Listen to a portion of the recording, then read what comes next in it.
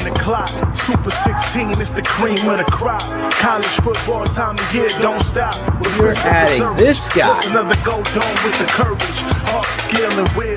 Bringing you the best 16, serving up a plate for the football fiends. Breaking the best 16 college teams. Football fans, it's the show of your dreams. Ain't no bias, Chris Zorich breaking truth. Traded in the golden helmet in the past for a suit. With the tape, never lies, college ball, he's a stoop. Ranking the top 16, not the top 32. I don't mean to cut you off like a Zorich jersey, but you ain't really grinding unless the jersey dirty. Hit the running back like a Mack truck behind the 30-yard line. It's game time, my team riding off the sideline. You look at Chris like this with a fact checklist, going over college teams like a 50 scientist. Steve streaking from his head like in his playing days. Super 16 polls on his show straight away. It's the FBS, the best of the best from the ACC to the SEC. Pac-12, Big Ten, Mountain West, Sun Belt, and the Big 12. Open your eyelids, who the best like the clock? Super 16, it's the cream of the crop. College football time of year, don't stop. With Christopher Zorich, just another go dome with the courage, heart, skill, and will. Bringing you the best 16, serving up a plate for the football fiends. Breaking the best 16 college teams. Football fans, it's the show of your dreams.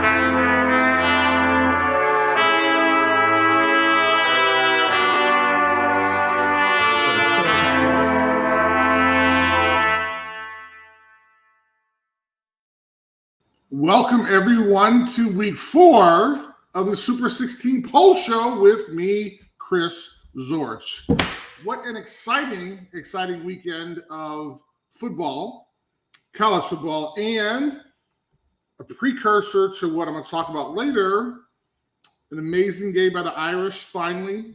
There were obviously some other good games out there, but we're going to spend a little segment on the Irish. And I know Phil has a couple seconds to talk about his beloved Bears and how they did this week or didn't do this weekend. Oh, right out the gate, I guess. I just wanted to kind of throw you in the fire.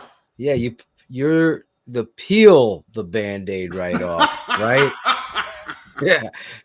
Listen, I've never been more fired up and embarrassed at the same time. I think the embarrassment of, you hire someone to come in and run an offense and have the branding, if you will, guru, and coming from this, and it just continues to get worse and worse. And no matter what quarterback, what talent, whatever, we're still looking for the whys. And that corporate BS that he continues to spew has got Bears fans fired up around the world. It is, Eddie. It is shameful, and it's disgraceful, to be perfectly honest. You played for a few coaches, so you've experienced, obviously, this on the inside. But for us fans that watch as the Chicago Bears, paddle their way across the Pacific Ocean where everybody else has yachts. It's like, listen, I just watch other NFL teams and I'm like, how could they get it? And we can't understand. Let's help our tackles out, Chris. Oh my God, please. I mean, how many tight ends do we have? Like 40 or 35? Yes, exactly. On my team? There's 5 tight ends, and I believe there's 1 on the practice. It's like, Chip, just give them help. And a little bit. I really feel like there's no way as I was talking to my dad, there's just no way like anybody with half a brain would do that to a young quarterback if it wasn't purposefully. Let's throw him to the wolves, or let's be right. It's unbelievable, Chris. It was an unfortunate day because it really took the wind out of the sails. Sure, his first start, absolutely. Exactly. It's like that shouldn't go down. And you saw me on BHL yesterday. Bears Hour Live on our channel. Over 13,000, almost 14,000 views. Just 2,000 people rocking and rolling. Everybody's fired up, Chris, and I appreciate your love and support for what we do here. And really, I'm keeping it 100 with you. turning the page and talking some college football with you, with obviously the giant elephant in the room being those Chicago Bears. And really, I really believe a college team could have beaten them on that day. The way Coach Nagy approached it was, I've never felt. It was back to, remember Terry Shea? 9 sacks. 9 sacks. 9 sacks. 9 sacks.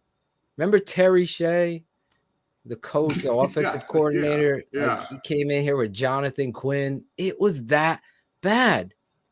It was that bad. What's the common denominator, Chris? And then we'll kick this show off.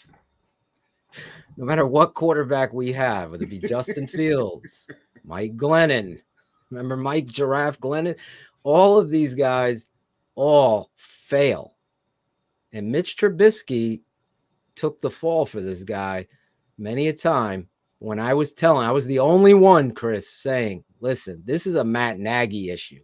It ain't a Harry Heastand issue. It ain't Harry's being the scapegoat. Juan Castillo, is he coaching them wrong, or is Matt Nagy saying, no, I want this block like this? I'm just saying, Chris. I'm just saying. As a football coach, watching tape for my entire life, they aren't being coached well.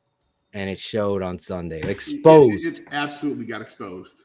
It absolutely got exposed. And, you know, as a former player, you watch, and not only do you cringe, but being kind of homegrown Chicago kid, you know, it's very frustrating because, you know, he had a great first year. That's when I think he got the tag as being a great guru, offensive guru. I think he was the coach of the year. He was. Exactly. They should have given it to Vic Fangio. Then all of a sudden, you know, each year it's getting worse and worse, and we're seeing what's happening now, which is just unfortunate. But I wanted to give you your 5-minute rant on the Super 16 Poll Show. The Super 16 Poll Show with Chris Zorich every Monday night here, 8:30. I'm excited, Chris, because you know what? The Bears, you were my if I was on the Titanic, you were that freaking floaty whatever dinghy out there. I'm a floaty dinghy. Thank you. Thank you. I appreciate that. You know what I'm talking about? The little, what is that thing called? Life preserver? No, the circle thing they throw out. The life preserver? It's called a life preserver? I always thought that was the jacket. Oh, okay. So whatever. Yes, you were my life preserver. Thank you. Okay. All right. Because I knew at least I had Chris Zorich breaking down college football, which was another awesome weekend of college football. Yes, it was. We had some interesting upsets. We had some great games too. So I'm excited. Can we look at last week's? Oh, of course. I like how you direct this ship. Hey, man. Unlike Matt Nagy, you're prepared. I learned from you. Wow. All right. I'm not going to go through all of them, but as you know, there were some really exciting games. We had Notre Dame, we had Arkansas. Cincinnati, interesting enough, did not play this week. We had an interesting game between Texas A&M and Arkansas. That was fun. And kind of looking over, it's going to be an interesting week 4, but that was week 3 of the poll. So we're going to get on with this week's poll at number 16. Oh my God. Are you kidding me? Number 16, Joe Montana. Oh no. Number 16, North Carolina State. Now we are definitely excited about this one. It was interesting because they had a chance to play one of the what was one of the best teams in the country, but a little more importantly for the players, you know, this is a game that they're never ever going to forget. They had a chance to knock down a highly ranked Clemson team, take them to 2 overtimes, and if anybody had a chance to see the game, Clemson actually had a chance to win it But our guy, I'm just calling him DJ because I messed it up the last show. DJ Uglia. DJ? You always ask me, bro. Just keep him as DJ. DJ. All right. Well, DJ keeps letting us down, his Chris. name justice. But it's really well. I'll talk about him when we get to Clemson. Yeah. Okay. If we get to Clemson, but and I'm sure a lot of people don't have North Carolina State in their poll. But my philosophy is, if you have a chance to beat one of the best teams in the country, you needed to be rewarded for that. Now, it could be a pat on the back, or it could be an opportunity to be in the Super 16 poll, which I did. So I have North Carolina State at 16, which I know a lot of folks don't. But the interesting thing, though, as I said before, these guys are going to remember this game for the rest of their lives. Have a chance to take a top-ranked Clemson team to double overtime when you're not even ranked. An amazing season. So, I mean, that literally is probably going to make NC State season. But they do have Louisiana Tech up next, which will be interesting to kind of see.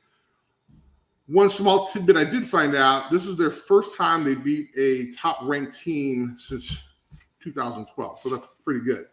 So let's go on to number 15. Number 15, Michigan State University. Now, it's going to be interesting because I got a little flack for not having enough Big Ten teams, but sorry about that. I do like Michigan State. So folks are talking about Michigan. Actually, Phil, is there a way you could take a look at the teams that Michigan has already played? Because I know that they beat an okay Washington team, but I think the rest were like really not scrubs, but they weren't that great of teams. So the idea of putting a team like Michigan in, who, again, right. I mean, I think that Harbaugh is a great coach, but can you read off? Yes, they beat Western Michigan to open the season. There we go. 47-14. Then they played Washington 31-10.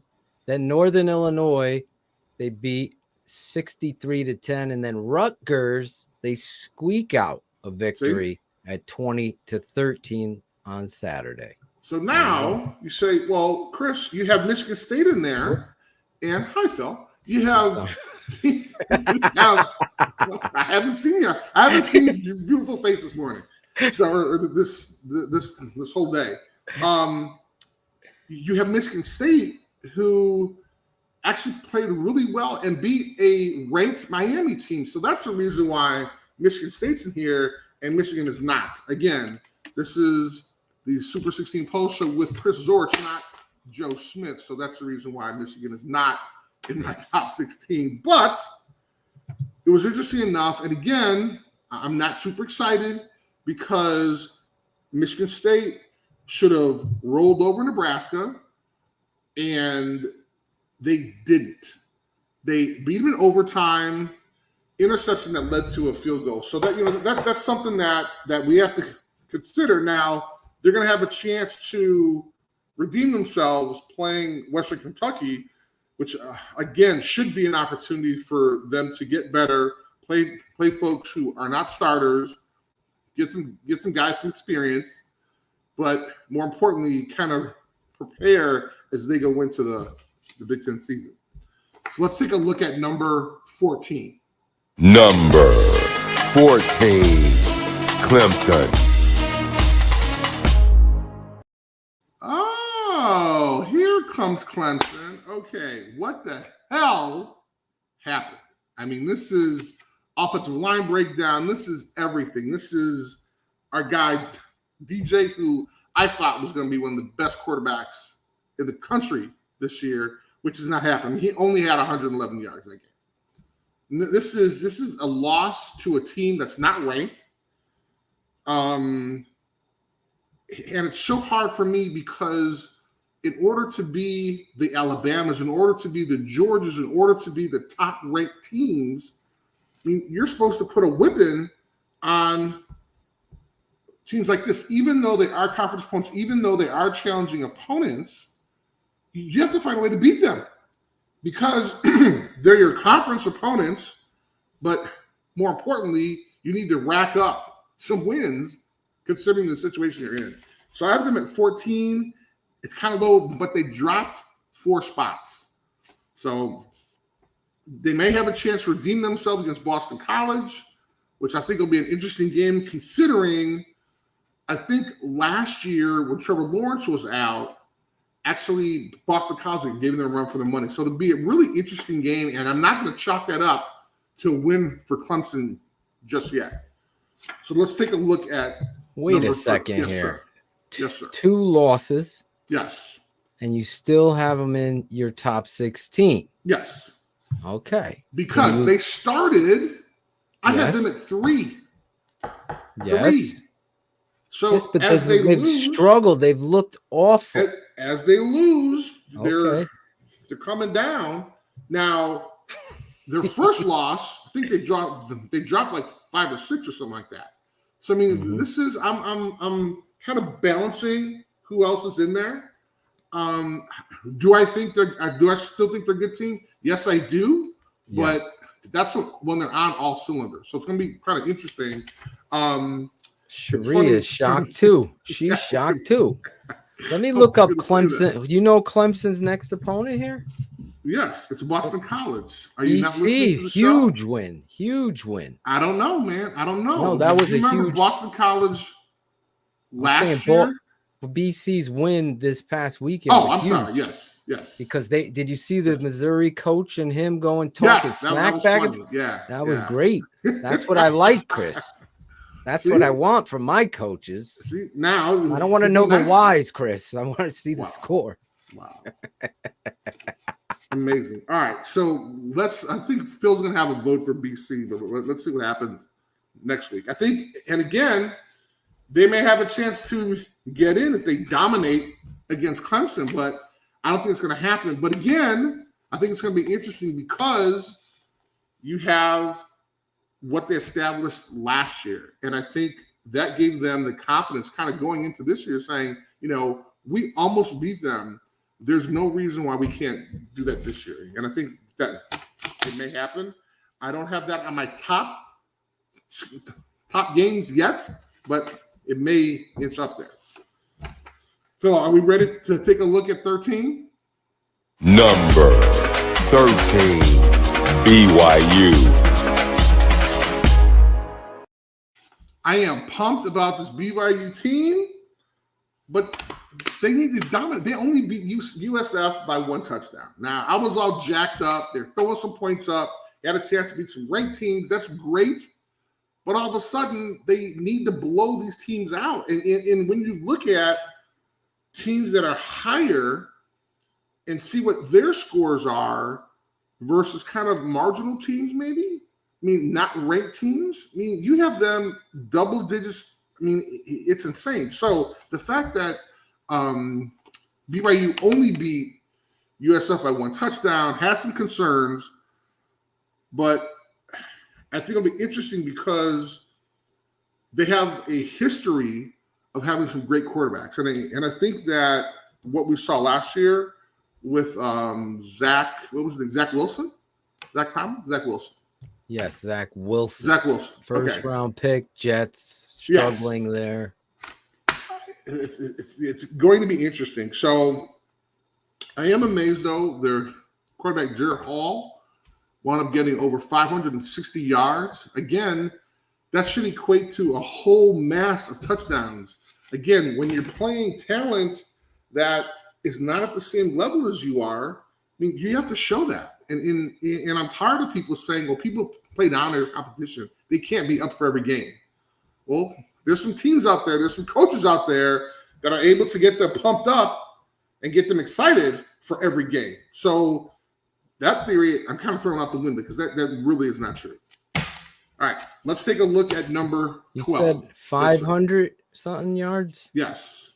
The Bears had 47 yards this weekend. I just wanted you to know that. Oh, 47. Okay. So BYU's quarterback had 513 more yards than the Bears' whole offense did. Okay, fair enough. All right, number 12. Number 12, Texas A&M. Whew. This is another team I thought I had them ranked as high as 6, I believe. I thought they were going to do something. They wound up dropping 5 spots to number 12 because they played an amazing, over-emotional, excited Arkansas team. Now, this game was great. There was a lot of hype before. Wound up having the chance to learn a lot about their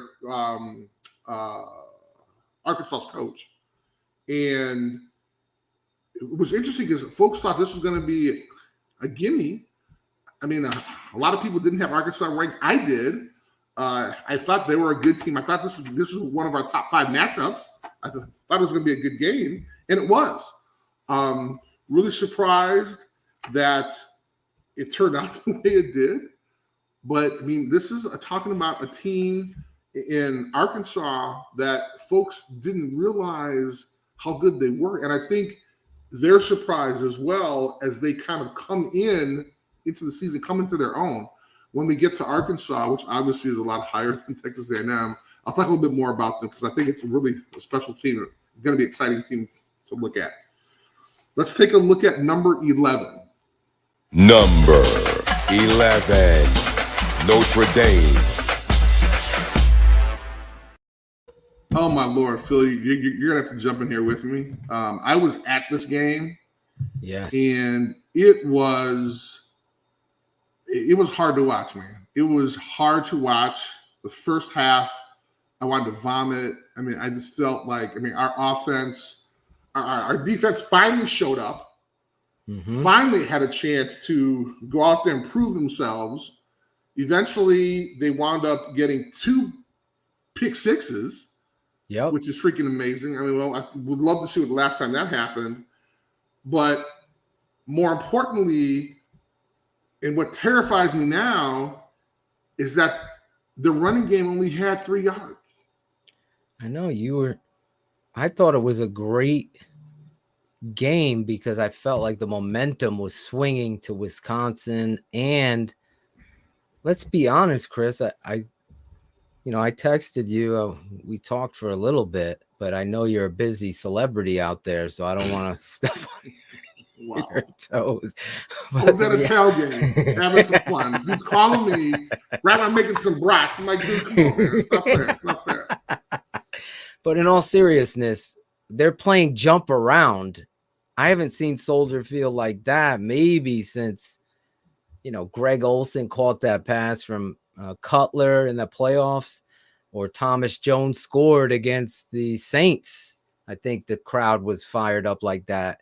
Wisconsin brought that thunder, and I felt like it was like a more Wisconsin fans there than there was Notre Dame fans there. And I felt like clearly going into the game, thought Wisconsin was going to give them a run because I thought Wisconsin's defense has some really solid football players on it.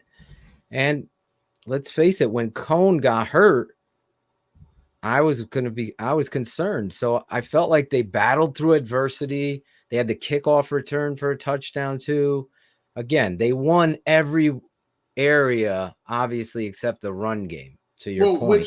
Which makes me nervous now, because if you start taking away 2 pick sixes, if you start taking away the punt return, now how many scores did the offense have? Okay. So now it's an actual game, right? Now it's a competitive game.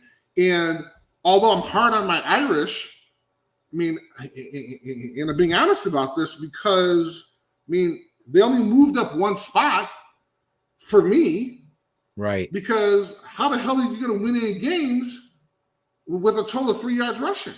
I don't care if there's 500 yards passing. You can't win a game with 3 yards rushing. You just can't. And you're right. As fired up, as excited as you are about what's going on with the Bears, that's how I feel about Notre Dame. I know. I can see it. Well,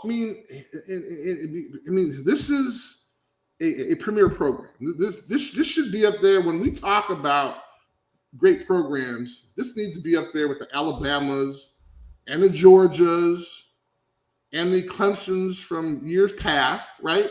Right. But we're kind of stuck in this rut of like literally just winning games. Like literally it's the luck of the Irish. I mean, I was talking to some folks who may have been inebriated out in the parking lot, hanging out, having a couple beers. Yeah. But I mean, you heard every possible scenario for us to have success.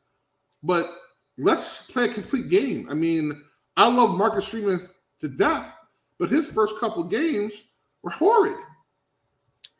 So let's get an offensive line that can gel. Because right now, I think they're on their 15th offensive tackle or something. I mean, this is crazy. And not taking anything away from these kids. I mean, this is coaching, right? They should have known that the majority of their offensive linemen were going to be leaving. So, and as I said before, and I know people think I'm crazy, but I always harp on this. The reason why you put points on the board, a lot of points on the board, so you can get your young players in there, because you cannot make up game experience in practice. You cannot make up game experience in the meeting rooms. You have to go out there and play. And when you have a chance to have a good team where you're throwing up numbers, that's the reason why all these schools, Alabama, Georgia, are so good, because their second team players, their third team players have either the same amount of minutes as the starters, or maybe, 40% less.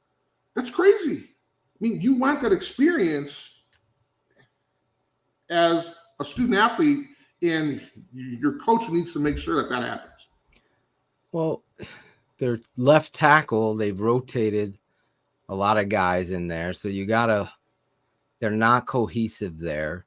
The quarterback goes out, and Marcus Freeman's defense, to your point, they came up. So they stepped up, got you 2 tutties, and you score on special teams. You should never lose that game, ever. If you score 2 defensive touchdowns and a kick return touchdown, you can't lose.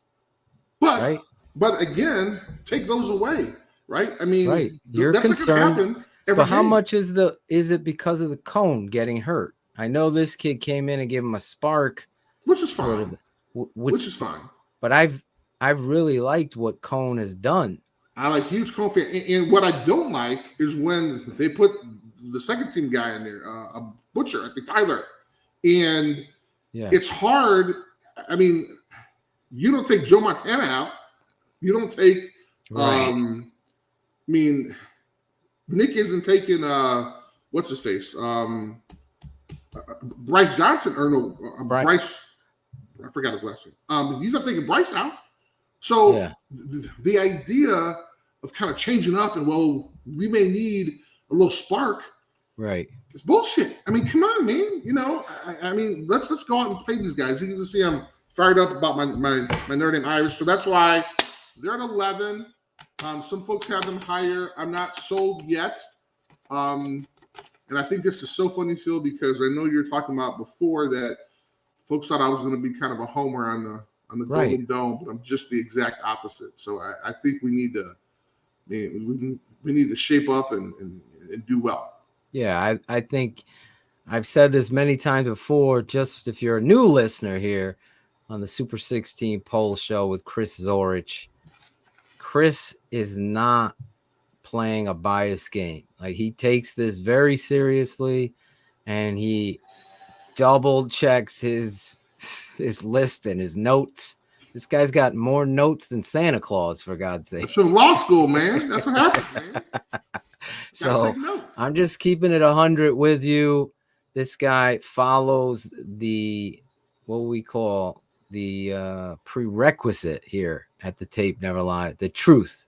He goes with his truth. And Notre Dame at number 11, Chris. I would break his chops, I'll tell you that, like this. Let's go, Notre Dame and touchdown!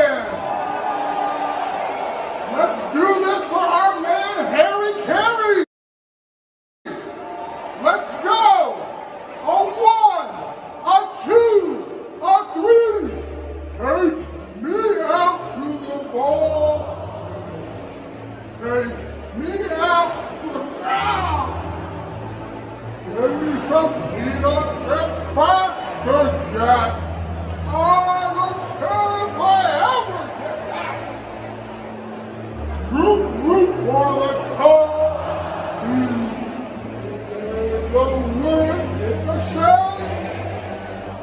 1, 2, 3 strikes. The ball game. There. Thank you very much, sir. Thank you. Let me ask you. Thank you. You went way down into Barry White land for a second. That was my Harry Carey, man. I was trying to summon my Harry Carey. What you were doing? You were going into you should have just did Zorich. You should have talked to me about this beforehand. Oh, okay. Advised you. Okay. All right. Because you went way into a note. You got trapped. You're like, hey, man. What? Well, first of all, I don't sing. But I think you could have done it better with just doing you. I thought that took away from my boy. I was channeling Harry Carey. So okay, well, that was my Harry. That was my Harry Carey done by. She's still laughing. So I love you, and that's not, made up, not blowing smoke. I'm just saying. I wish you would have talked to me because I feel like that I was auditioning. Thank you very much. I appreciate that. See, I do. Be the next Santa Claus. I want you to be Chris Zorich. Don't imitate anybody. Well, I was trying to do Will Ferrell doing Harry Carey. Jesus Christ! See? Now you're imitating people. It got all complicated, man. It got all complicated. Did you have your notes there too? Well, here's the thing, man. So this is no joke. Okay. There was an event before that I was emceeing. Oh no! Did you have a couple shots or something? No, I had nothing. Right? It was an event. So that event ran over a little late, and it took me now from where I was at. We're at the Water Tower place. Traffic. Oh Jesus! We were running. The Cubs people were like, "Is he gonna make it?" And the Lorraine folks said, "Yeah, he's fine. He's fine." And then I was running down the street, dude. So what you saw, man? You were tired, dude. How quick did you get that jersey on? That it was crazy. Authentic jersey. It was crazy. I'm so glad that's. I was so nervous. I'm just joking with you. You did a tremendous. That's got to be hard. You know why? The acoustics too messes you up because hearing yourself come back. I'm not a singer. Very hard. I'm fine with. I'm not saying you were okay. Are you kidding me? Hey, look, man, it's like if you know you suck at something and you do it just to make people have fun and laugh. That's what I love about you, man. Now, if I sang for a living, like Pavarotti, and they're like, wow, you really pulled that out of there. Okay. I love you. So that was awesome. If I sang for a living, and I did that bad, then I need to be fired. Or people don't buy my album. That's why Bears fans want Nagy fired. There's the best. If Chris was a singer, that in there? That's amazing. That's it. That's how I do it. You're the best. I love it. We had a lot of. I had a lot of fun. I was trying to think, when am I going to play this? And that was the perfect time. So I can literally say that I've been embarrassed on national television. So probably really can't be embarrassed. Exactly. Anymore. So that's cool. That's cool. So thank you. So now our viewers and our listeners will know how horrible I sound singing the 7th inning stretch. But you also have the escape clause of that you were imitating Harry Carey. No, imitating Will Ferrell doing Harry Carey. It got complex, man. So it got complex. That's it. So at the end of the Super 16, I've asked a friend of mine to put together the top 16 worst singers when it came to the 7th inning stretch with the Cubs. But I'm still waiting for that. So that might be next week. I hope you don't make it either. That'll be on next week's show. A little teaser in the business. Wow. There you go. I will remove myself now. Hit the wrong button again. I like it. That's okay. Now you're all frazzled. That's great. All right. Phil, I don't know if you remember, but we were on number 10. Number 10, Arkansas. Now, this is a game I was excited about because you had, although there probably aren't a lot of underdogs in the SEC, you had this underdog kind of bottom of the conference team. I love the story. Offensive line coach for years, absolutely for years, been in the ACC forever, was at Georgia. Just a really great guy. I'm talking about Sam Pittman.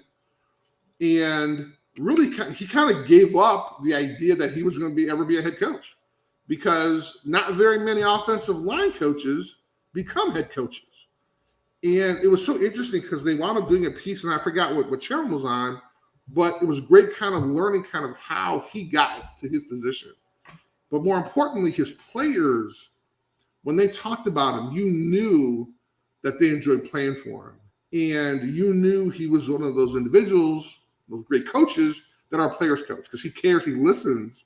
And it was great because seeing not just offensive linemen, but you saw DBs, you saw linebackers, you saw guys who may not even be in that offensive line room or kind of be on that offensive side of the ball talking about how great of a coach he was. So it's exciting to see young kids who get pumped up like that, who still want to play for a great coach. And just hearing your story, I thought was just really, really remarkable.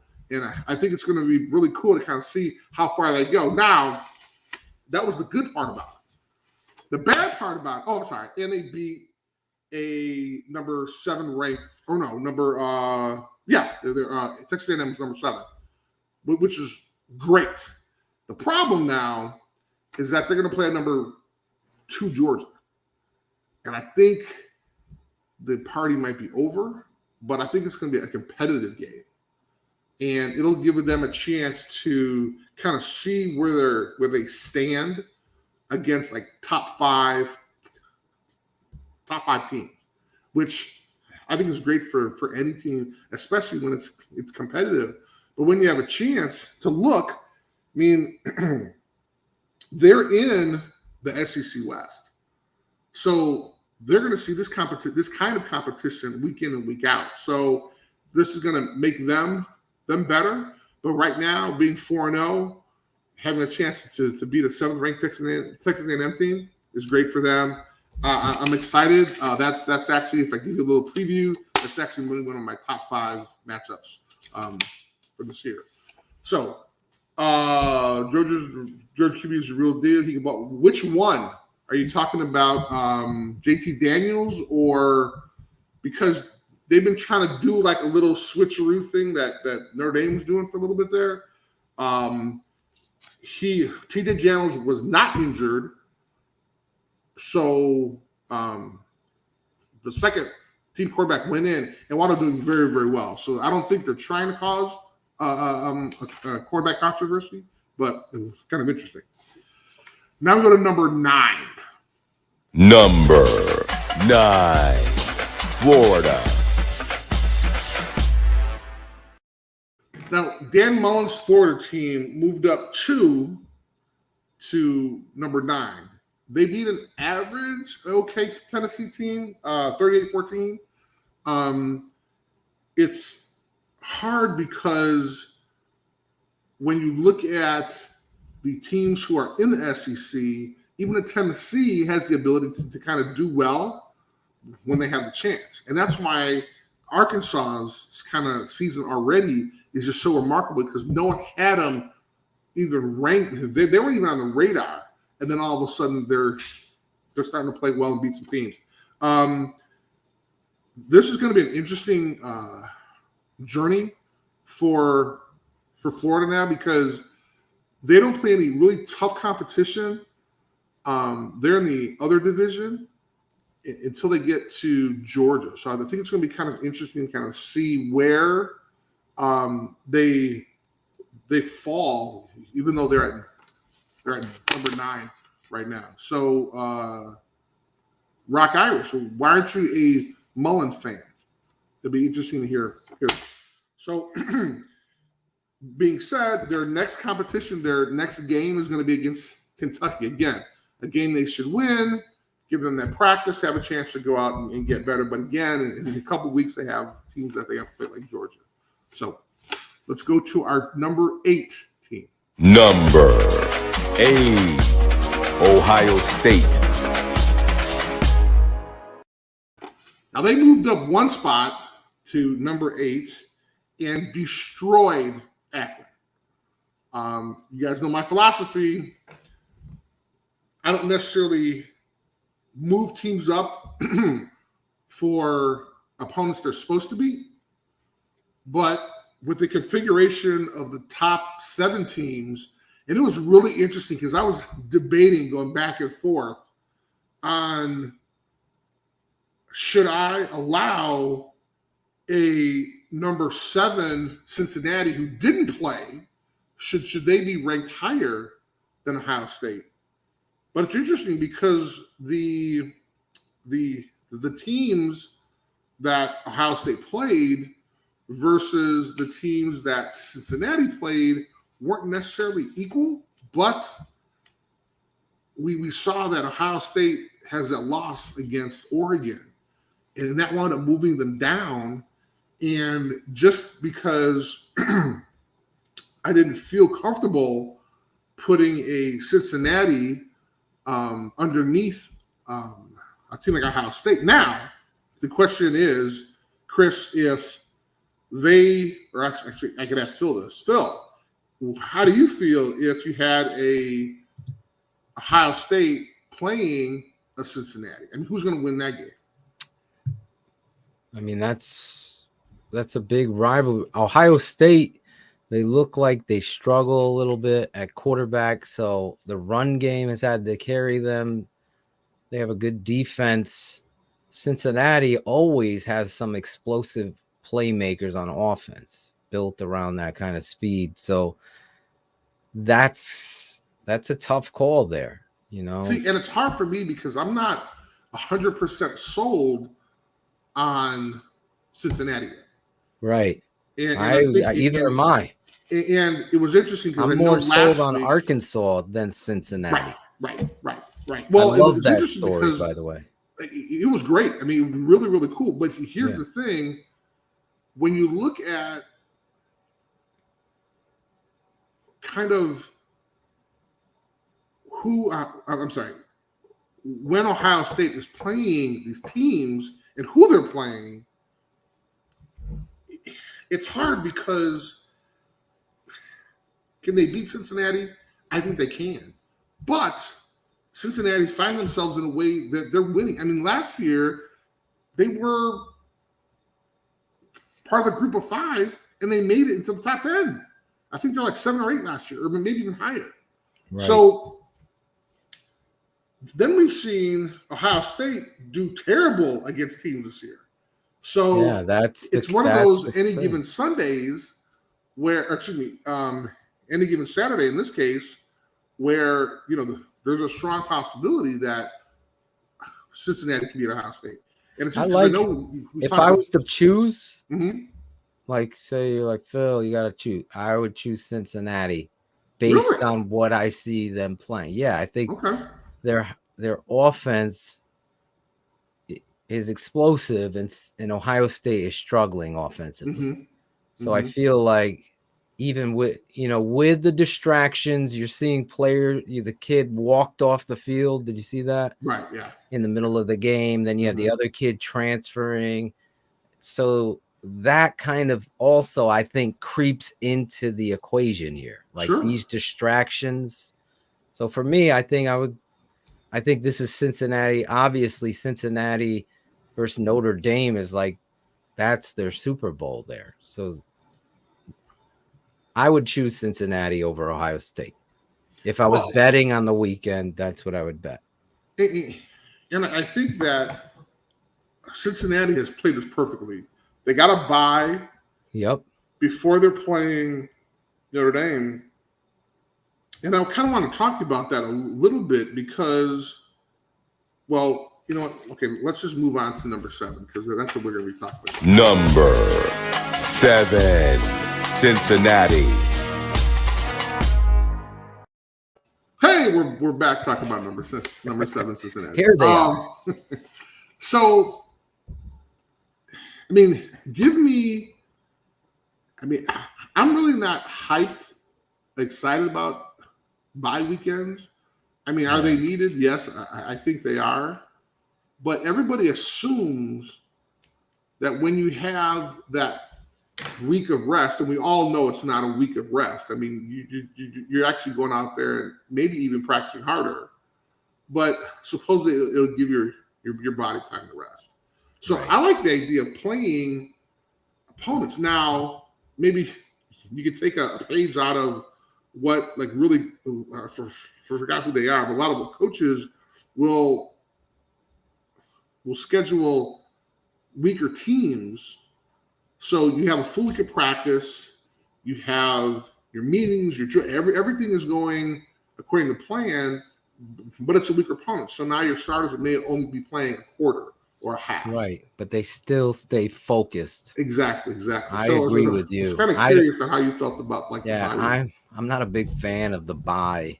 Mm-hmm. I think it breaks up the rigidness that you really want, the focus there, especially with young athletes and dorms and girls. That stuff can become a distraction no matter what anybody tries to tell you. So for me, I'm with you. If I was the head coach, I would strategically put Akron, UConn, whoever the hell on that schedule during that week. Right. Just let's keep us focused and do the old Lou Holtz, find something in there that they can build off. You know what I'm saying? These guys could beat us on any day. Look at this guy. And then you're fired up for the week. And then the starters could come out after a half. And then you're getting that these other kids, like the Alabamas, they do this. Mm-hmm. So now those youngins are getting reps and playing through it and experience what a game day is at their sold out stadium. I just think a bye week I'm with you 100. It's not the NFL. Just play it through. Sure. And now the flip side to that is, and I knew Holtz loved buys because he can kind of allow us to kind of go back and do fundamentals, right? So that was his big thing was during the bye week. Coach. That really, and who wouldn't be a good coach these days? Matt Nagy's probably on the top of that list. The idea of literally going back and having somebody like Rocket Ishmael or Tim Brown or these great players kind of go back and walk through their fundamentals, do their fundamentals again. I like that part of it. And it's hard to kind of do that throughout the season, right? Because you're game planning for your next opponent, so you don't have that chance. So I can kind of see kind of that pro and con for it, but I would kind of lean more toward what you and I were talking about, which was more kind of the idea of, hey, let's have a weaker opponent, but let's go through the process, because that's all this is. And it's so interesting. And so, I mean, you've seen this thousands of times with your dad and yourself, but coaches are creatures of habit. And so if there's a coach that so I'm sure, let's say you use Nick Saban, but if you have a coach that has success at a bowl game, let's say they had a success at the Orange Bowl, right? So his buddies who were going there next year, they're going to say, hey, what did you do that week? What did you do the night before? What did you have your player? What did your players eat? And people may think that's really kind of crazy, but that's what coaches do. They talk to each other. They find out exactly what it took for them to be successful against a certain opponent. And so when you think about what goes on during a bye week, or more importantly, you have a chance to say, hey, you know what? Maybe our bye week is going to be over, maybe the Thanksgiving holiday or something like that, where maybe I can give my guys a couple days off. Right. And it's a holiday versus that makes sense. Doing it during kind of like maybe in the beginning of the week, or beginning of the season, or kind of mid-season, because I want that routine to stay. I don't care if we're playing Alabama or we're playing, Western Mississippi, right? I want that process of curfew, a certain time to eat, getting on the bus, meetings. I mean, everything. So that's kind of just, kind of how I feel about it. I agree. I'm 100% with you. Okay, that's the first time. Cincinnati Bearcats, though. You're excited about this team. Yeah, it is, and Number we 7. talked about this before, right? And I kind of joke with people about this. In the beginning of the year, everybody's like, well, hey, it's exciting for Cincinnati to come to South Bend because it's going to be like their bowl game. But now it's like literally, it's like Notre Dame's bowl game, right? Because this is going to be one of their top ranked, the highest ranked opponent they're going to play. And by the way, lose this. They're paying them probably $1 million plus to come to their field and possibly beat them, right? So I mean, it's going to be kind of interesting. It's not a situation with Michigan and Appalachian State a couple of years ago. My boy Rick is cringe on that because he is a huge Michigan fan and he hates when people bring that up. But the idea of having someone come in your house that you paid some money to because y'all don't want to go back to their stadium and have them beat you, it's going to be rough. So I think it's going to be interesting. I will get off my rant and we will see what goes on. So let me see. Does Notre Dame get into the top 10 if they win against Cincinnati? You know what? It depends on the score for me. It depends if we can put up, and that's going to be a lot, and shouldn't be a lot, but if we can put up a couple hundred yards rushing, a couple hundred yards passing, I'm happy because hopefully that means that we have a victory in hand. But I really think let's come back to that question after the game because I'd like to see if they put up the points that I think they should be. Beautiful. Number 6, Chris. Number 6, Phil. Number 6, Oklahoma. Now these guys dropped 2 spots to number 6 because of their poor performance against West Virginia. They only beat them by 3. Now, was West Virginia that bad? No, West Virginia wasn't that bad, but you have a highly ranked Oklahoma. I mean, I had them as high as 4, and they should have dominated West Virginia. I mean, I'm still a Spencer Rattler fan, but something needs to change here, and that's the reason why I dropped them because there's no way. Now, again, West Virginia's claim to fame is that they wound up beating a ranked Virginia Tech, which that was a really good game. But this one, I mean, they won in the last couple of seconds with a field. Like literally, it was counting down 2-1, and they wound up kicking the ball and they wound up winning. So that's when. But again, this is my poll. If you don't play well, then you need to drop a little bit and allow other folks who are playing better get ranked higher. I mean, I just think that's fair. I don't think you can say, hey, if you do poorly this week, or let's say you only win by 3 points to West Virginia, you should stay ranked in the top 5 or top 6. I don't think that's fair to a lot of folks who are doing really well. I mean, I haven't looked at other polls, but who knows? Some people might have them higher than Penn State or Iowa. But the crowd was chanting for the backup quarterback. Yeah, the backup quarterback. I saw that. I saw that. So there's some problems there too. But that's to your point, though. And they won't be challenged with their next opponent. However, I said that last week about West Virginia, right? They shouldn't be challenged, but they're going to be playing an okay Kansas State team. But what does that mean? I mean, we're going to see another kind of single-digit win? If we do, I'm going to drop them lower. I mean, that's just how I rank these teams, how I feel about them. So let's go on to number 5. Number 5, Penn State. Now, I don't know why, but I'm just pumped about Penn State this year. I think I'm just really excited. I mean, I think Franklin's doing a great job. I wish they would have put more points on the board. I mean, they wound up scoring 38, which is okay. but they played Villanova. I didn't even know Villanova had a football team. I just thought they were a basketball school. But What? the idea, huh? You didn't know? Well, I knew that, but I'm just saying. I mean, like, Okay. Villanova. Yeah, they are more of a. football. That's like Georgetown having a football team. And they They're actually do have a Division football III. team. Yeah. Right. So, it's one of those situations where, but again, these schedules were made years and years in advance. So, in a situation like that, then you have kind of luck of the draw happens to be playing in a couple weeks Iowa, right? So you would want to play, let's say, Wisconsin before you play Iowa. So this may work out for them. That's really kind of the only takeaway I have. But I'm excited about the season. They have some really strong opponents coming up.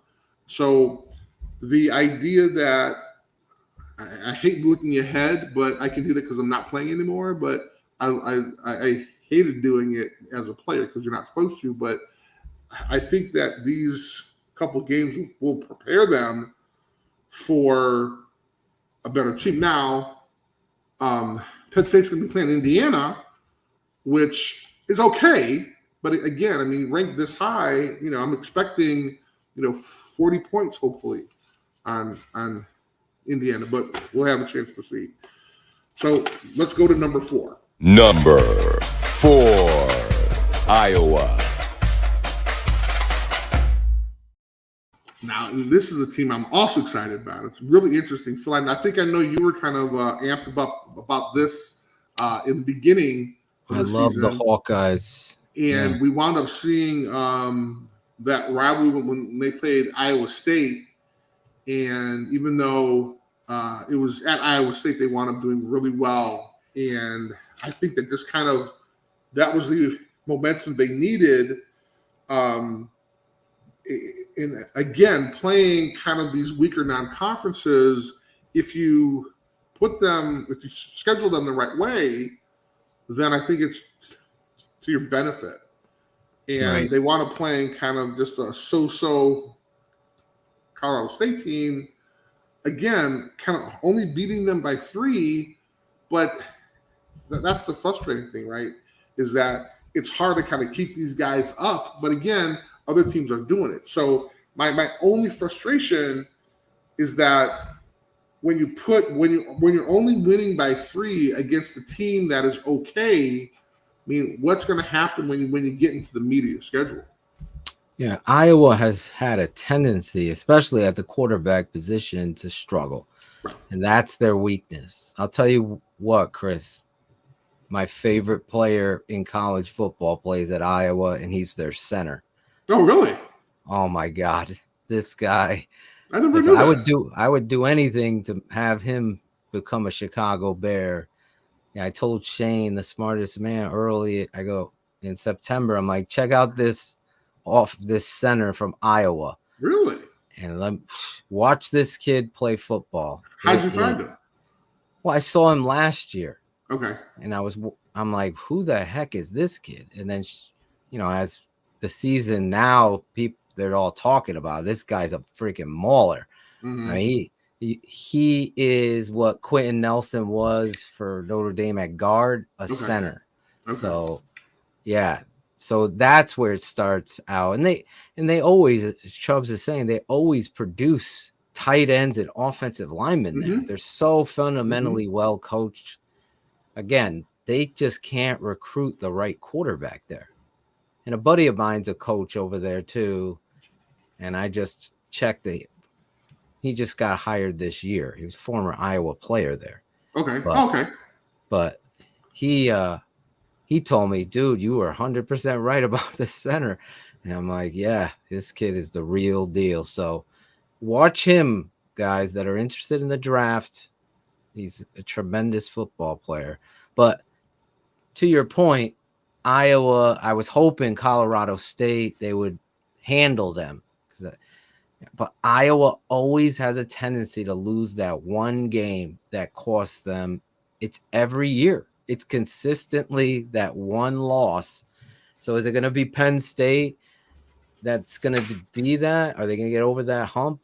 You know, they're always like 10-1.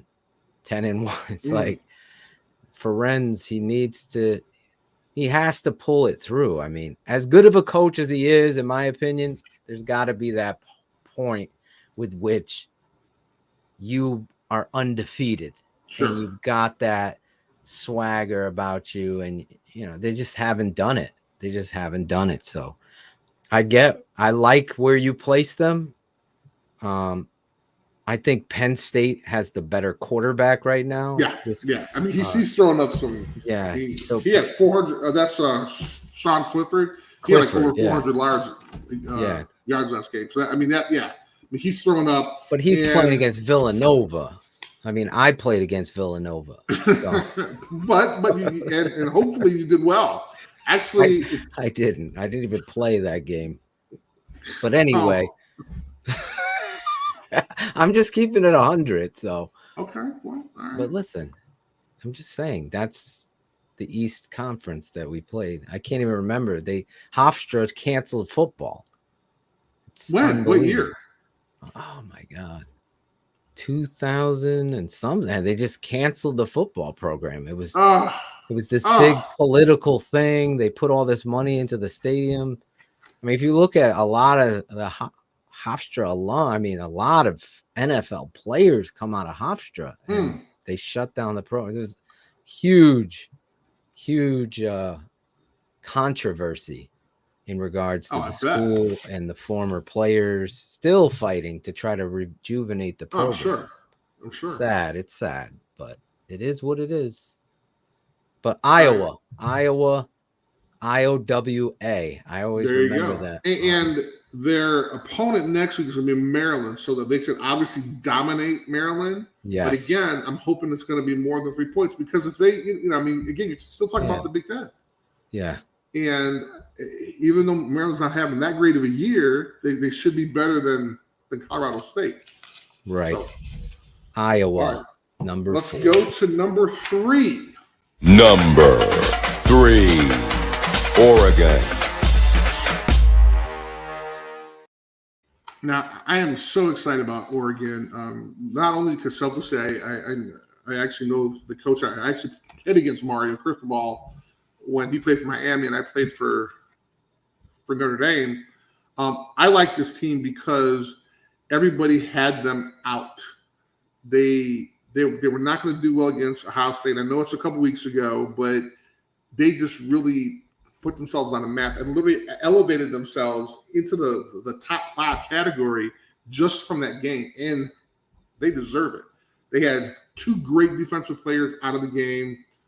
They wound up doing well, and I love their quarterback, Anthony Brown, who actually came from Boston College, held a couple records there, and wound up kind of going to Oregon. And again, not a lot of flash, not a lot of exposure, and really is a consistent player. They wound up beating just an 0-3 Arizona team. Again, a conference game, really no competition. But again, I mean, they're putting their starters only playing maybe 3 quarters in that situation. And now they have a chance to kind of let other guys go in there and get that experience. The thing I am excited about is that we had a chance to kind of see Brown do well. He had maybe about 200 something yards, throw 3 touchdowns. That was good. Is it going to be enough later on down the line? But I think if you had a chance to see a pass show, we actually talked about how they're going to do really well. And as long as they don't have any hiccups, they're going to stay in that top 5, top 4 position. And really kind of make this season one of those situations where they're going to have a chance to really be in the hunt for the national championship, along with the past folks we've seen in the past. But I think it's going to be a really good year for them. They really don't have any other challenges. Their biggest opponent, obviously, was Ohio State. The Pac-12 isn't that strong this year. Phil, do you have any comments about how do you think the Pac-12 looks this year outside of Oregon? Well, I think USC turning to Dart is going to help that young. And I guess they got rid of a coach that I guess, just from what I've heard, was challenging in regards to what it is they wanted to do. Right. And, and when it starts going into politics and what is it, alumni and who's, giving money and play this kid, all that kind of stuff, you can't get involved with that crap. You got to play the best players and make everything about winning football. So again, the Pac-12, Oregon is the standalone now. UCLA getting Chip Kelly, getting knocked out there. They look like they were, turning a corner. Yeah, I am right. Yep. Yeah. They look really strong, and then you lose these games, and that's what is great about college football. It's like you lose one. I mean, if you lose two in the Zorich poll, you get to stay at 14. Whoa, wow. Okay. All right. But you know what I'm saying here. Oregon, it looks to be the standout in that conference, which is, I thought maybe Arizona State with Herm out there might make some noise, but they took a disappointing loss themselves. So that's where they are. Oregon is the top shelf, and they have the talent surrounding them. Like we talked about with Cincinnati, that explosive talent. Right. And then when you add what Zorich is saying here about those returning starters to beat Ohio State without two of their leaders that are very, potential NFL draft picks, you get them back. And I just think you're just cooking with gas at that point. So I like the pick here, Oregon. All right. Now we're at number 2. Number 2, Georgia. Actually forgot, for those folks who are kind of keeping tabs on this, Oregon's next opponent is going to be Stanford, who I had them ranked because they wound up taking down SC in a great game. The Mouse were like 41-21 or something like that. That wound up getting Clay Hilton fired. But I think that Oregon is just going to kind of run all over them. So Georgia, right? So we were talking about before about JT Daniels. This was a 62-0 win over Vanderbilt. Absolutely chugs. I mean, their defense is so lethal. I think, Phil, you and I were talking about that defensive tackle before. Oh, my God. A beast. He is a beast of size. We call that the human condition. There's only like 1% of people on the planet, and you played with one in Alonzo Spellman, that walk around as a freakish size, athleticism, and strength and power to play at the. When you see those types of people, Calais Campbell, somebody like that. When I saw him coming out of Miami, I'm like, oh my God, this guy's 6'8", moves like he's 6'3", and has that kind of strength. That is, I mean, this guy's one of the best I've seen in the last 12 years at that position. And you know what he has? A motor. Yeah. You don't see big guys like that have that motor of chase. I'm telling you. I mean, he's playing football for his family. I just know guys like that just love the game, but no, I'm getting myself to the league and I'm going to take care of my family. That guy, I would do anything for that kid. He is going to be a filthy animal. Georgia's defense led by him. I mean, they're good as it is, Chris. Oh my God. You know what I'm saying? They got speed flying everywhere. So they definitely are going to give Alabama or anybody all they can handle. And it's unfortunately we won't see that till later in the year. I know they're in two separate divisions, but the idea of them kind of running through. But I mean, this Arkansas team that they're going to play Saturday. Do I think they have a chance? I mean, I want Arkansas to do well because I think it's going to help their program, right? And this is the first time they went 4-0, I want to say, since like the early 2000s or something like that. So, the fact that Arkansas has a chance to kind of ride this bandwagon for a while, I just hope they don't get totally destroyed, right? Because it'll kind of it has a possibility of affecting them. But I mean, if they could pull something like Florida did with Alabama, I mean, and still have Georgia win, but kind of allow them to kind of show up and do well, I think is going to be really, really respectable. But again, it's the last time I'm going to say it, but it's about getting your non-starters experience. 62-0. People may look at that and say, "Oh, it's terrible. Why would you do that?" Look, I mean, you can't not stop a player. You cannot stop a coach from doing what they know. They know how to score. They want to score points. They want to play defense. This is what's going to happen. So the best way to utilize a lopsided score like this is to have guys go in there who are not your regular starters and do well. So I think it's going to be an exciting game on Saturday, Georgia against Arkansas. Can you see them taking over the number 1 spot over from Bama in your poll? Bullets wants to know. Bullets, that's going to be interesting because I have Arkansas ranked 10. And if they demolish Arkansas, that's a definite consideration. There you go. But Alabama is going to be playing a 4-0 Ole Miss with Lane Kiffin. And although I don't have them ranked, they're a pretty good team. So I think if Alabama has a good showing and demolishes Ole Miss, then it's going to be challenging. So it's going to be based on the okay. All right. Well, we'll see. I have faith in Arkansas. I think that's going to be a closer game than people think. Really? So, Okay. Well, yeah. I just want. I love that coach, and Yeah, I love what you said. Real quick, I'll say this real quick. I think there's a lot to be said, and I think a lot of fans are starting to learn now through social media and everything that we have.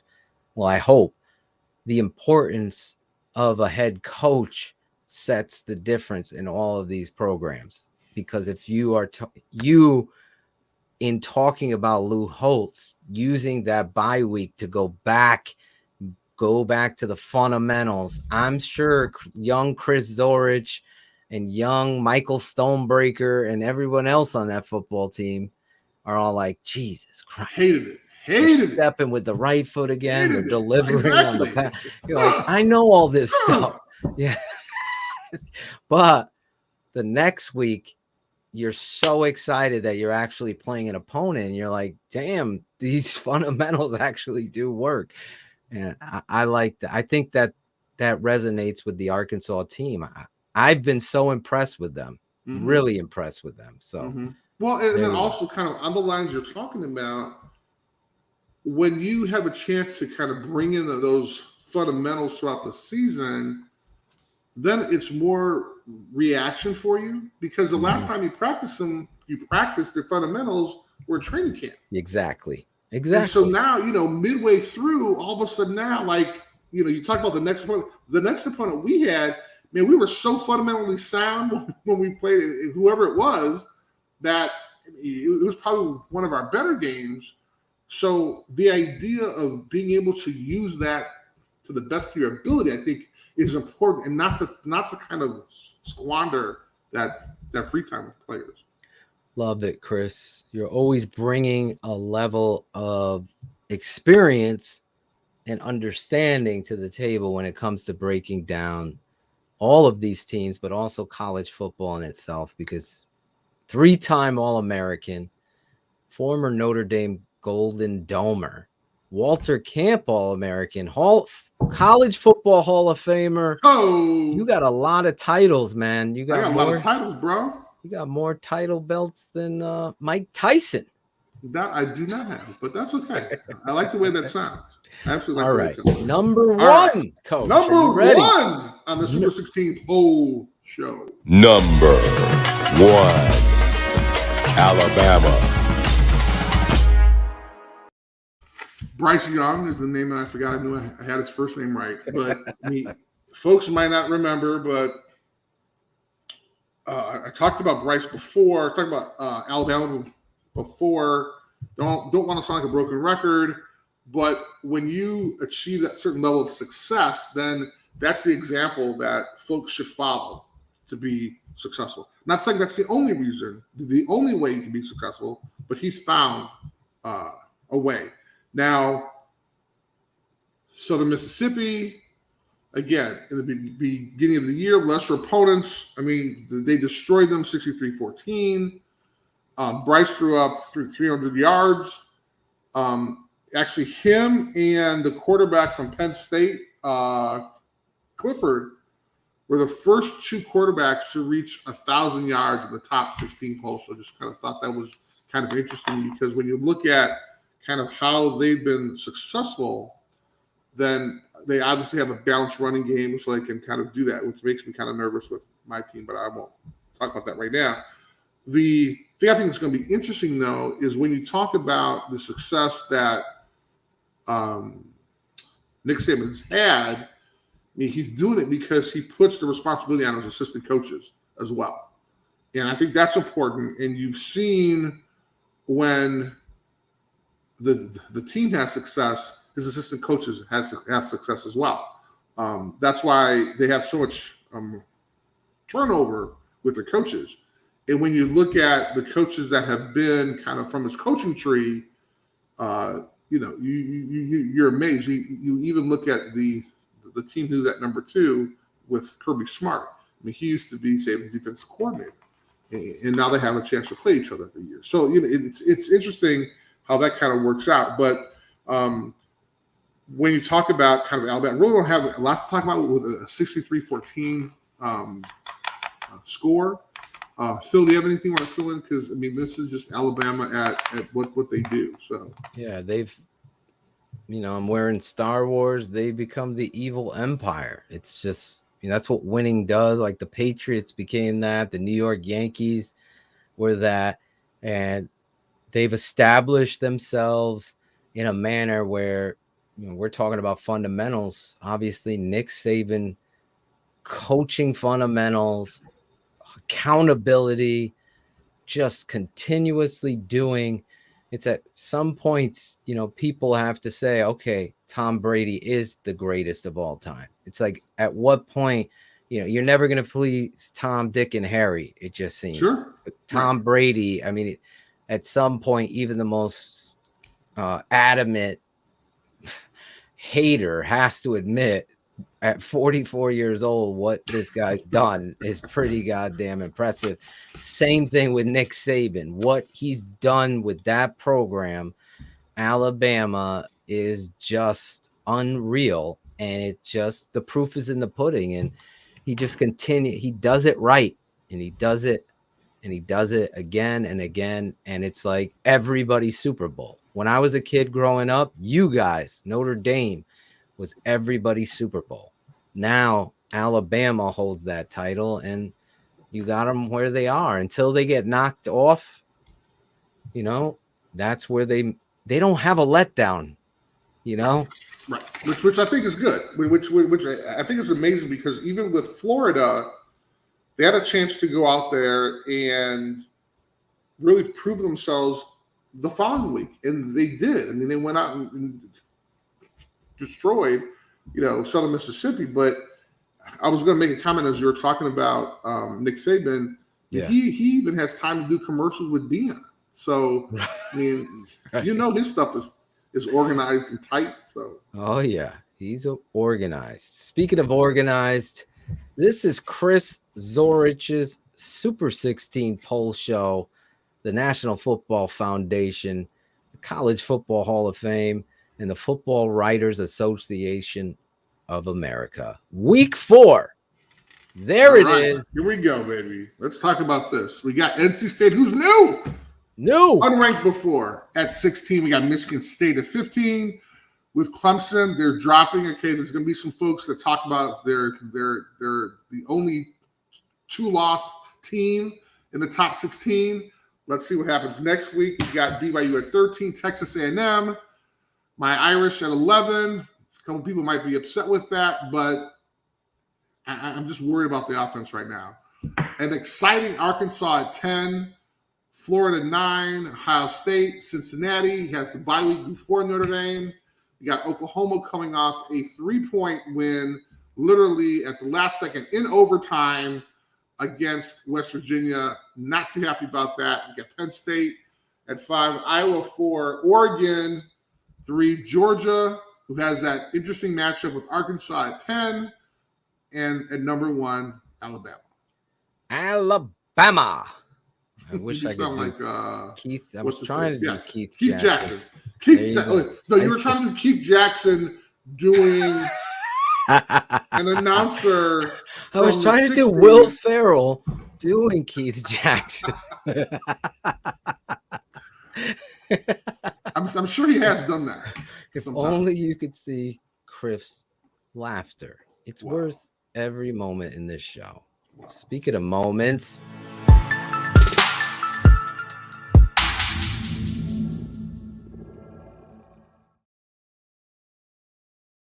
This is kind of fun. I mean, I think this is we got to be transparent with this.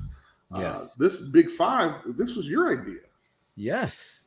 So I think props to DDP for putting a segment on a show that's really enjoyable. Because because when we talk about the teams that the games that we mentioned, Yeah. those were like the biggest games the previous week. Right. They all So- happen to come through to fruition. Yes. And the first one we talked about many times, number 10, Arkansas, and number 2, Georgia. I think it's going to be a great matchup. I'm also going to throw in the Cincinnati Notre Dame game. Cincinnati's 7, and Notre Dame is 11. I think that's going to be, for me, that's really going to see how Notre Dame does this year. We get the Ole Miss Alabama game. And this is going to be a shocker. This is Will gonna be the a shocker. Mannings be there? Oh, yeah. There you go. I like that one. How many Manning shots will we get? This is going to be a good one. Not on my radar. A lot of folks were talking about that. Michigan versus Wisconsin. Look Even at though Wisconsin came out with a Cherise. loss. See? Cherise is smiling. That was for you now. That was for you. Go Which means Blue. we're going to have to see how well Michigan's going to do against coming off of a loss. This loss from Wisconsin. So it's gonna be, Michigan gonna be had a tough week too. So let's see how they do here against Wisconsin, who Notre Dame beat. in the Notre last Dame couple. beat. Yeah, that's I like how this all comes together. It's college football, man. That's how it is the works, season, man. bro. It's crazy. It's insane, crazy. which is why I love college football so much, because you have your number 2, number 3, number 5th, 12th ranked team having a shot at taking down a number 1. Now, it may be rare, but they have an opportunity to do that, which I think is exciting. That and the fanfare, the excitement, the going on to the campus, the pageantry. I've never been to Notre Dame. As long as change that. I know I got to go with Chris Zorich though, because I want to change something like that. I want the red carpet treatment. I'll tell you that. No. That's hanging out in a parking lot with a red Solo cup is the treatment that I get. What? That's what I'm getting. It's on a script. I'm never going to live that down. Thank you, sir. Thank you, sir. It's not on the script. Wow. So we talked about Michigan and Wisconsin. My last one, again, another shocker, not a big, huge one, but I think it's going to be interesting, is Oklahoma and Kansas State. I want Oklahoma to show me something. Yes. Show me they can beat a team that they're supposed to beat by a lot of points. Yeah. Because Oklahoma State beat Kansas State. Yes. And I'm getting a little nervous because Oklahoma might be dropping out if they don't do well. So, ooh. But Clemson Clemson stays in. Here we go. I'm Because just they were saying. ranked high. They're not going to get included. But wasn't They Oklahoma deserve- 4? Weren't they at 4 under the Zorich poll? Yes, but So? they were 4 because they played well. They beat somebody that they were supposed to. Okay. The reason why they Let me fell pull up the because Oklahoma of Tulsa. schedule. The I want to reason why see they fell is because of Tulsa. Oklahoma, Remember that whole Oklahoma football. Right. Let me see their schedule. They almost lost to Tulane. Tulane. I'm sorry, Tulane. Tulane. Right. Yes, opening day. So that's why Bears why they started receiver to Darnell Mooney and Matt Forte. they started to drop. Mm-hmm. And then who was their And next Western WCU. What is this? Western team? Carolina, I think. Western Carolina They threw up like Catamounts. 60. There we go. Yeah, we talked about 76 to that. nothing. There you go. 76-0. Then 23-16 versus Nebraska. See? Then what you talked about this past weekend, 16-13. So to Zorich's point, I have no loss. they don't have a loss, but they have some squeakers Absolutely and some squeakers. disappointing showcases of football. You're also having a fan base chanting for the backup quarterback. That's not a good sign. Not a good sign. This kid, Especially Rattler, when Rattler was supposed to be a Heisman Trophy candidate. exactly. And Chris, who is a 3-time All-American, when you let those things and you become arrogant, I think sometimes that takes away and it rubs people the wrong way, especially if you're not performing up to snuff. Sure, absolutely. Sure. I would agree with that. You like how I dropped that and the graphic at the same time. That's impressive. That's how you do it here That's on impressive. TTNL. This guy, Chris Zorich, every week he brings the energy, the passion for the game of football. He brings what Mr. T, predictions and pain, as he would say, as Clubber Lang and Rocky. I got to tighten that drop up. I don't want to drop Okay, I was it. going to say, No, I want to see it. gonna now. do I wanna see it, but That was I a teaser, man. I thought we were going to see it. It's got to be a little tighter. There's too much of a pause in it. I got to Okay. fix it. So, All right. but this week, before we go into Chris's final thoughts, I got to say, this past weekend on TTNL, Bears Hour Live was live. You had a bunch of people fired up with the Chicago Bears, who, by the way, former Bear right here, Chris Zorich, played for and was tremendous with the Chicago Bears. Were you ever on All Madden team? I remember, I thought It's you funny were. that you mentioned that. I was on the 10th anniversary of the All Madden team, yes. Exactly. 'Cause I 1983. remember I had the deck of cards, all Madden cards, and you were in it. I'm going to find that deck. That was so cool, man. Because the idea of being kind of that blue collar, kind of hard nosed, kind of the underdog player, Right. and that team epitomized that. Exactly. And so having a chance to be in, and I have an award around here. I'll bring it out for the next show, but it's a really cool award. Cool. But the idea that you have a chance to kind of go out there and be that the guy whose shirt is untucked and blood Yes. spurting out, and things like. I mean, that's what John Madden was all about. So that's cool. Bob Fishner, good job. Great. Good night. Thank you, Bob. 100. I agree with him. I like it. appreciate it. But yeah, all Can I have Madden. one more thought before you I was going to get. throw me out of here? No, you're going to This get is not your my final thoughts. thought. This is not my final Oh, thought. I wanted yes. to comment on Go your ahead. shirt because have you started watching Visions I have not. on Disney Plus? Bro, you Is it gotta good? watch it. Yes, very. They're little, maybe 12, 15-minute snippets of animation versions of Star Wars. Great Oh, direction. God.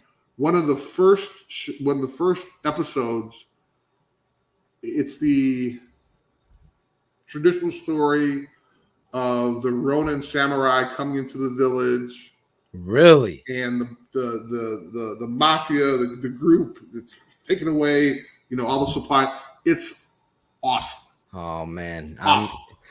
I you know love that what's- kind of samurai genre as well. My wife, she's my sidekick here and my muse, if you will. She always comments, and I was like, I'm gonna add a segment to the show where I'm gonna ask Chris, give me one show that fans should watch. Ooh. And keep that near the end before your thoughts. And look at you did it just there, because I would tell people, I was gonna share this the Squid Game on Netflix. Gotta check that out. Okay. Oh my god, it's overdubbed, so some people are like standoffish, or they put their nose up because it's from North or Korea. Okay. And it is a crazy story. That's all I can tell you. So it's really entertaining. Check that out. The Squid Game. Me and Chris, every week, we're going to give you one show. Something you got to tune in to at the end of the show. Speaking of shows, real quick, tomorrow night, we will have Keeping It 100. It's on the script. Yes, it's on the script. I was writing the script, for God's sake. No, I'm just joking. We will be live tomorrow talking about the Chicago Bears with a friend of the network, Matt Waldman. Matt Waldman will be jumping on the show with us on Keeping It 100.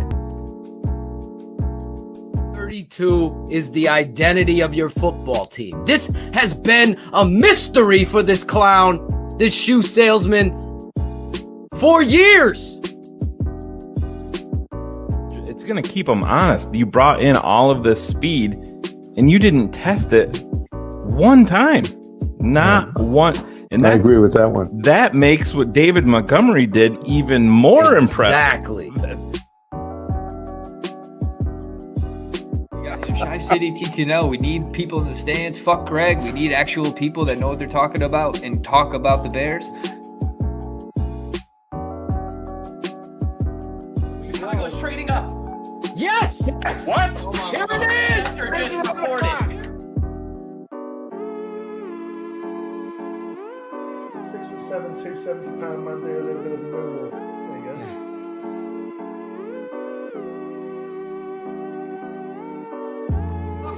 Throw something in smoke weed every day. What's going on? But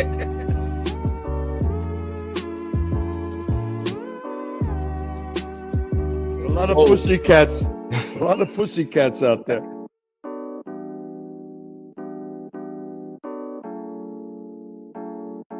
Blame it on the bubble wrap. You know what I mean? Like, I feel like the starters were unprepared because of lack of contact in the preseason.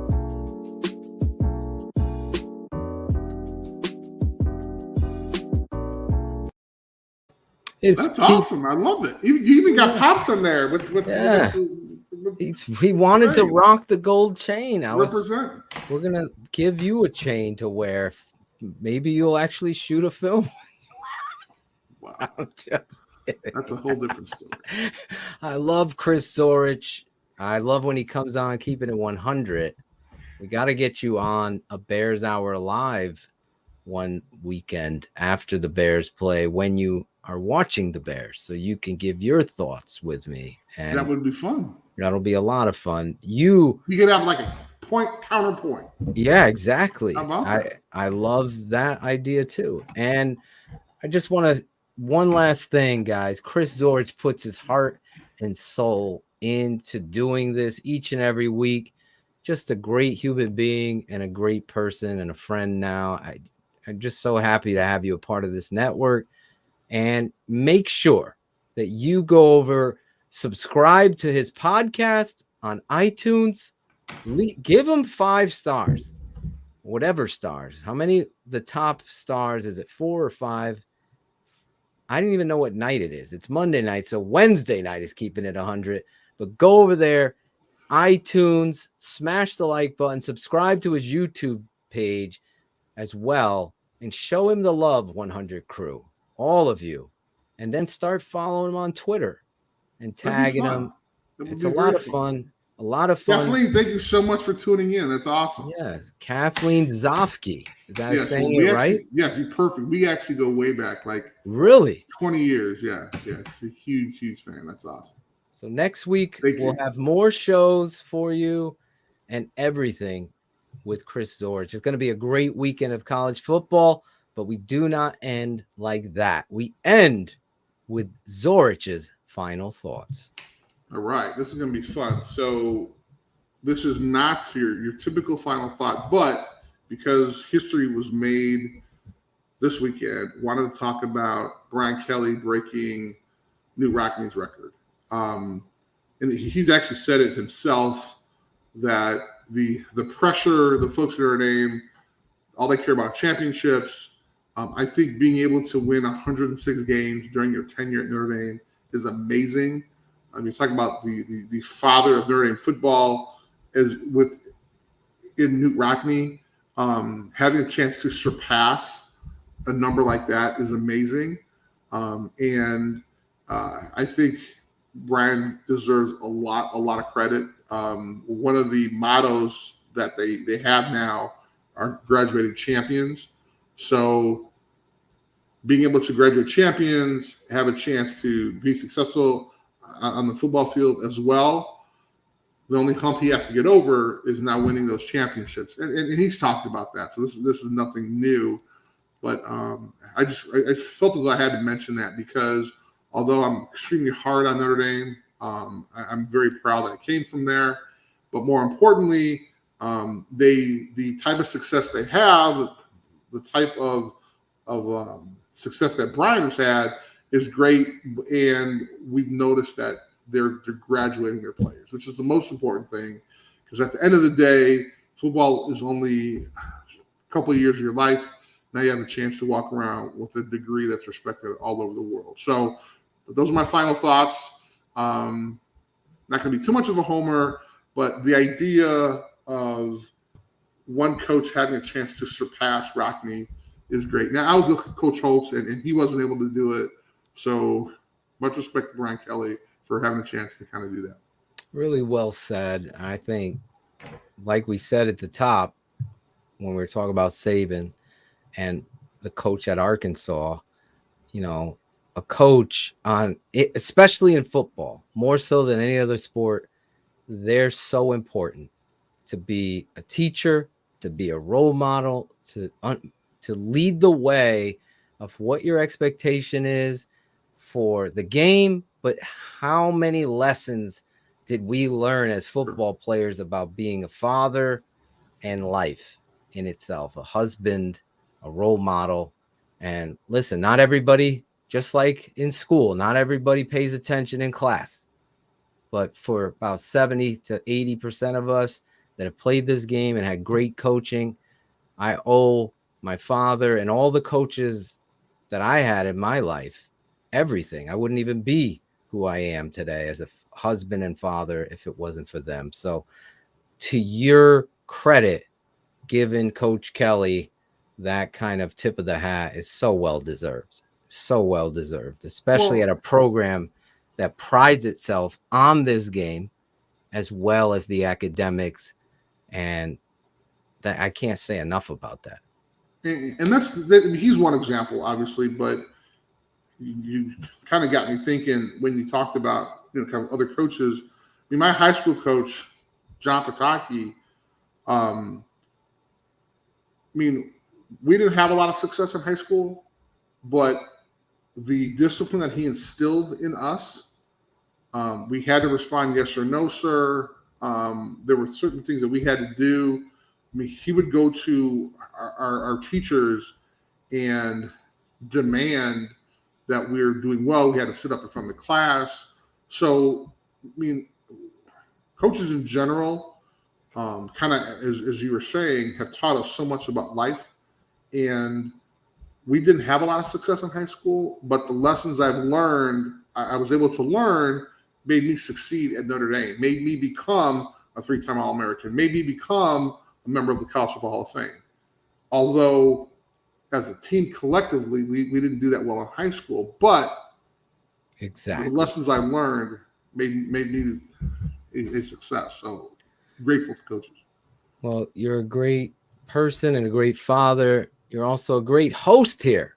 Super 16 Poll Show. Every Monday night here at 8:30 on Chris Zorich's Facebook, Twitter, his That's YouTube new, by the channel. way. These are all new. By the way. I was kind of nervous about it, but I love the fact that we're my boy going helped me out. there. This is your energy, your show. TTNL and you have formed a brotherhood, and we can't be more excited about having you here. That being said, this week, one other promo I got to do for TTNL. We have a special song release. There will be a world premiere song, 8 o'clock Wednesday. It'll be premiering before Keeping It 100, the Curls, Curls, Curls song, a Matt Nagy tribute song. So you're going to want to tune in. Put the bell on your YouTube channel, the TTNL. Cool Kennedy and myself in the production studio releasing that music video. We have more videos on our network than MTV. So there you go. Great job tonight, Chris. I'm looking forward to the weekend. Thank you, Phil. You broke it all down. You're an amazing person. Tell your wife I said hello. Likewise. Thank you, Cherie. Yes. Producing in the background for us. And I even got your Michigan in there. We even talked about Michigan this week. You did. And there was a lot of fans. And Bullets, thank you for that nice comment. We make Mondays more bearable. Hello. Do you like how he bearable? I like that. Love it. All right, folks. We'll see you next week here on the Super 16 Poll Show. There you go with Chris Zorich. Thanks for watching the Super 16 Poll Show with Chris Zorich. Like, subscribe, and comment. This has been a special presentation of the Tape Never Lies Network. Performance over politics.